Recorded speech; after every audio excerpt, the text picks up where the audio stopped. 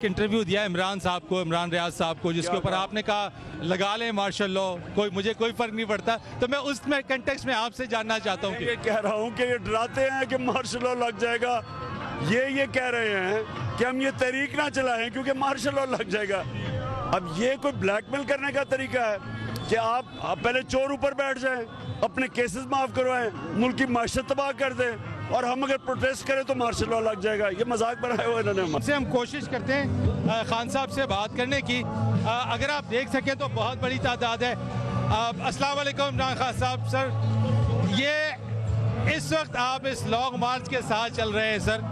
कहा जा रहा है आपका लॉन्ग मार्च ज़्यादा लॉन्ग होता जा रहा है सर, तो वजह क्या है इसकी?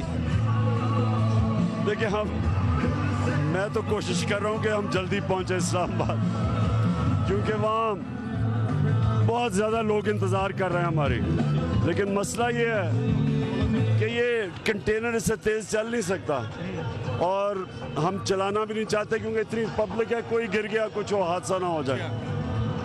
अच्छा, मुझे बताइएगा कि इस वक्त जो बातें हो रही हैं आपके एक मार्शल लॉ वाली चीज़ को, उसके ऊपर बड़ी बातें हो रही है, बड़ा हुकूमत उसके ऊपर क्रिटिसाइज कर रही है। मैं चाहूँगा ज़रा सा उसके ऊपर कि वो किस कंटेक्स्ट में आपने कहा। जो सियासतदान मार्शल लॉ की बात कर रहे हैं वो इसलिए कि उनकी कांपे टांग रही है, वो डरे हुए हैं कि ये जो इंसानों का समुंदर आ रहा है इससे डरे हुए हैं। और कोई भी अक्लमंद इस वक्त फौज के अंदर सोच भी नहीं सकता मार्शल लॉ का, क्योंकि वो दिन चले गए मार्शल लॉ के। यानी जो मुल्क की तबाही देखना चाहता है वो ये हिमाकत करे। कोई सेंसिबल आदमी इस सोच नहीं सकता इधर। आपके उस स्टेटमेंट को आप समझते हैं कि गलत तौर के ऊपर लिया जा रहा है? कौन सी स्टेट? आपने एक इंटरव्यू दिया इमरान साहब को, इमरान रियाज साहब को, जिसके ऊपर आपने कहा लगा लें मार्शल लॉ, मुझे कोई फर्क नहीं पड़ता। तो मैं उसमें कंटेक्स्ट में आपसे जानना चाहता हूँ। ये कह रहा हूँ कि ये डराते हैं कि मार्शल लॉ लग जाएगा। ये कह रहे हैं कि हम ये तहरीक ना चलाएं क्योंकि मार्शल लॉ लग जाएगा। अब ये कोई ब्लैकमेल करने का तरीका है कि आप पहले चोर ऊपर बैठ जाएं, अपने केसेस माफ करवाएं, मुल्क की माशत तबाह कर दें, और हम अगर प्रोटेस्ट करें तो मार्शल लॉ लग जाएगा। ये मजाक बनाया हुआ इन्होंने हमारा। अच्छा सर, इलेक्शन वैसे जो हरकतें हो रही हैं मार्शल लॉ में भी ऐसी हरकतें नहीं थी। यानी जो इस वक्त सख्ती मुशर्रफ के मार्शल लॉ लिबरल था इसके मुकाबले में। हर जो जर्नलिस्ट से अरशद शरीफ, जो हमारे ऊपर केसेस, ऐसे तो मैंने मुशर्रफ के दौर में भी नहीं देखा। तो सर, इसको आप क्या टर्म करेंगे फिर? ये क्या है? आप कह रहे हैं वो भी फिर लिबरल था, तो ये क्या है? ये माफिया कंट्रोल है। ये पॉलिटिशियंस तो है नहीं, माफियाज है। ये अपने करप्शन केसेस माफ करवाने आए थे, मुल्क का बेड़ा गर्क कर रहे हैं। सिर्फ इनको मकसद ये है कि किसी तरह इनके केसेस माफ हो जाए।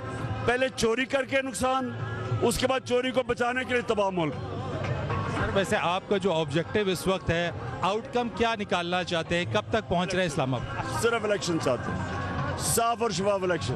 हम किसी की कोई सपोर्ट नहीं चाहते, हम कोई इस्टेब्लिशमेंट की मदद नहीं चाहते।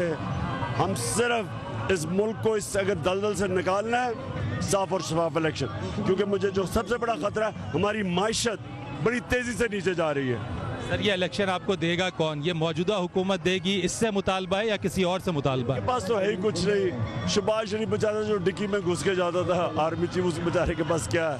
नवाज शरीफ डरता है इलेक्शन से, और जरदारी।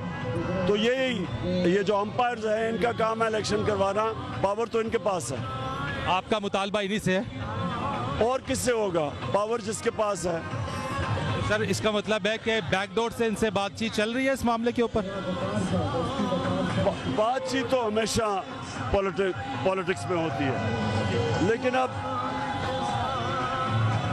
क्या मुल्क को इस दलदल से निकालना सिर्फ मेरी जिम्मेदारी है? क्या और किसी की जिम्मेदारी नहीं है? देख रहे हैं कि 6 महीने में मुल्क का बेड़ा गर्क करके रख दिया है, और स्वाय इनके करप्शन के केसेस 1100 अरब रुपए के अपने केसेस माफ करवा रहे हैं। इसके अलावा क्या किया मुल्क के लिए? सर, वो तो कहते हैं हम ए पॉलिटिकल हो गए। हाँ, वो कहते हैं हम तो ए पॉलिटिकल हो गए। देखें, वो सबको पता है वो क्या है, और उनको भी पता है कि जिम्मेदारी उनके पर भी गिरेगी। ये अगर चोर ज्यादा देर मुल्क को बैठे रहे और जिस तरह तबाह हो रहा है, जिम्मेदारी जिसके पास ताकत है उसकी होती है। आप समझते हैं कि वो आपके इस लॉन्ग मार्च के ऊपर इस्लामाबाद पहुंचते पहुंचते वहां से कोई रिस्पांस आ जाएगा आपको? कह नहीं सकता, लेकिन इंसान स्ट्रगल करता है, कामयाबी इंसान के हाथ में नहीं, अल्लाह के हाथ में है। और अगर ये रिस्पांस वहां से इलेक्शन की तारीख का नहीं आता है तो आपकी स्ट्रैटेजी क्या होगी इस्लामाबाद पहुंचने के बाद? कि नहीं, ये रुकने नहीं लगी है इस्लामाबाद। ये मेरा अगला 10 महीने का प्लान बना हुआ है। अच्छा, अगले 10 महीने तक आपने बैठना है? पूरा प्लान नहीं, मैं ये नहीं कह रहा धरना दूंगा। अच्छा। मेरा प्लान बना हुआ है। मेरा आइन के बीच में रह के पुरअमन एहतजाज करने का मेरा अगला 10 महीने का प्लान है। मैं यही पूछना चाह रहा हूँ सर कि अगर इस्लामाबाद पहुंचते पहुंचते आपको इलेक्शन की तारीख नहीं मिलती है तो ये कॉल ऑफ कर देंगे, फिर नई स्ट्रैटेजी के साथ आएंगे? चलता जाएगा, ये चलता जाएगा। ये जो हमारा हकीकी आज़ादी की तहरीक है, चलती जाएगी। तो इसमें आपको ये एक आपने स्टेटमेंट दिया कि सॉफ्ट इनकलाब होगा, या फिर तो ये सॉफ्ट इनकलाब के थ्रू आपको लगता है, या आपको लगता है कि इसमें कोई हार्ड रेवोल्यूशन होगा? जो जिसको ये पब्लिक नजर नहीं ना आ रही, मैं 6 महीने से कह रहा हूँ कि मुल्क बदल चुका है। कभी भी नहीं हुआ कि एक पार्टी को निकाला हो और 37 में से 29 इलेक्शन जीत जाए। जब एस्टेब्लिशमेंट इनके साथ, इलेक्शन कमीशन इनके साथ, सारी पार्टीज मिलकर लड़े और हार जाए। ये इनकलाब है पाकिस्तान में, और ये हम दुआ करना चाहिए कि पुरअमन बैलेट के जरिए इनकलाब आए, क्योंकि जो दूसरा है वो बहुत नुकसान पहुंचाता है मुल्क को, और जो ईरान में आया था। और सर आपके ये भी कहा जा रहा है कि चूंकि नवंबर बड़ा अहमियत इख्तियार कर गया है एक अहम तकर्रुरी के हवाले से, आपके इस लॉन्ग मार्च को इससे क्यों बार बार एसोसिएट किया जा रहा है? कोई फर्क नहीं पड़ता कौन आर्मी चीफ बनता है, मेरिट पे बने। और दूसरी चीज, नवाज शरीफ और जरदारी को आर्मी चीफ नहीं बनाना चाहिए, क्योंकि मुजरिम मुल्क के सबसे अहम ओहदे के ऊपर उनको या जज बनाना या बल्कि या नैब का हेड बनाना, जब भी ये बनाएंगे इनका मकसद अपनी जात का होगा, मुल्क के बेहतरी नहीं होगी। यानी ये हुकूमत अगर आर्मी चीफ की तकर्रुरी करती है तो वो मेरिट पे होगी या नहीं होगी? कभी भी मेरिट पे नहीं होगी। इन्होंने जिंदगी में कुछ मेरिट नहीं किया, इनको अपने खानदान के अलावा कोई नजर ही नहीं आता। सारा टप्पर ऊपर आके बैठ जाता है, मेरिट किधर है? चले, बहुत शुक्रिया आपका खान साहब। पाकिस्तान तहरीक इंसाफ के चेयरमैन इमरान खान से खुसूसी गुफ्तगू उनके कंटेनर के ऊपर हुई और उन्होंने खुल के बड़ी वजाहत के साथ बहुत सारे मामलात के ऊपर बातचीत की, जिसमें उनका ये कहना था कि उनकी ये जो तहरीक है आइंदा 10 माह तक उन्होंने इसका प्लान किया हुआ है, और सिर्फ एक मुतालबा है, वो है साफ और शफाफ इंतखाबात। बाकी आर्मी चीफ की तकर्रुरी के हवाले से उनका कहना था कि वो मेरिट पे होनी चाहिए।